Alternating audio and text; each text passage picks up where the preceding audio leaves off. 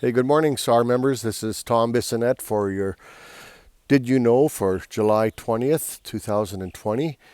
Just had a really busy week last week, getting ready for the fall conference, which of course is in Saskatoon on September 11th and 12th. And we had a meeting with the audio and visual people and the hotel, and things are looking really good. You know, we're going to be able to accommodate up to 150 people at one time in the ballrooms. And for those of you that want to watch online, we're going to have a live feed at particularly the Saturday meeting, and we're going to do as much as we can with our vendors to have information sent out to you about them as well.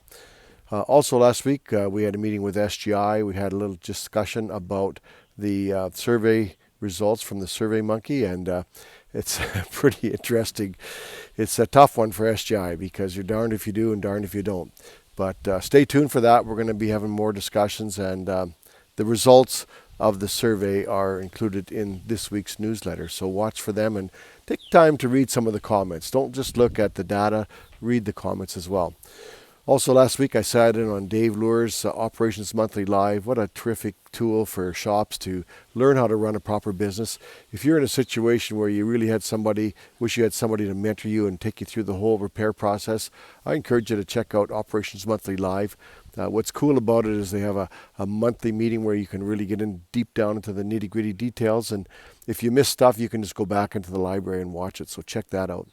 We got a new member that we signed up last week, a guy by the name of Rod Jackson, and he's from Rod Jackson Holdings, actually.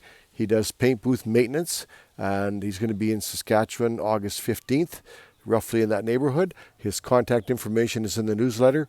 If you haven't done major cleaning on your booth in the last little while, particularly your stack and pit and that kind of stuff, I would highly encourage you to give Rod a call. The cool thing is they'll come in at night when you're not working, clean everything up. When you arrive at work the next day, the booth is ready to go. So think about that. There's also a nice little bulletin in from Adhesive Templates Canada. My friend Danny Bernier is doing his best to provide good service to the shops. They've had a couple issues with some of the nameplates with the little red backing on them, and he's just telling you to watch out that you don't let it soak too long to ruin that. There's also a video there on how to use the adhesive templates.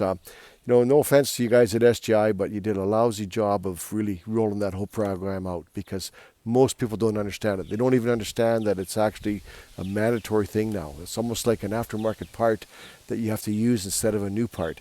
And there are definitely some issues. I've been getting letters and phone calls, and we're going to deal with it, folks. I wish things moved quicker, but when it comes to government, nothing moves fast. Also a little bulletin there from Test Drive Co-Pilot, Frank Turlep, the conditions that are required for the Toyota test drives. And the reason I put that stuff in there is that in the next month or two, hopefully, we're going to be talking to SGI at our technical subcommittee about doing vehicle test drives and how compulsory they are. So I hope you're doing them right now, and I hope you're paying attention, and I hope you've checked out Frank Turlep's Test Drive Co-Pilot.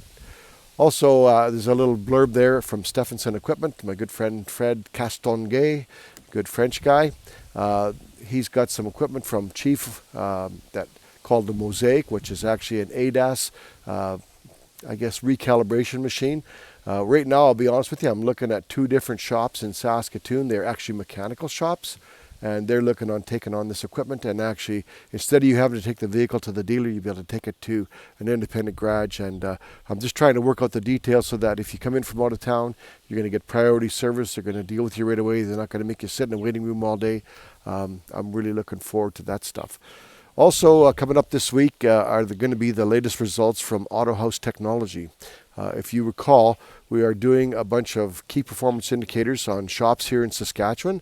And this next report, I'm really excited about looking at it because it represents the month April, May, and June, which is right in the heart of the COVID situation. So watch for that information next week. It's going to be very interesting to see the results of it. Have yourself a great week, and I look forward to talking to you next week.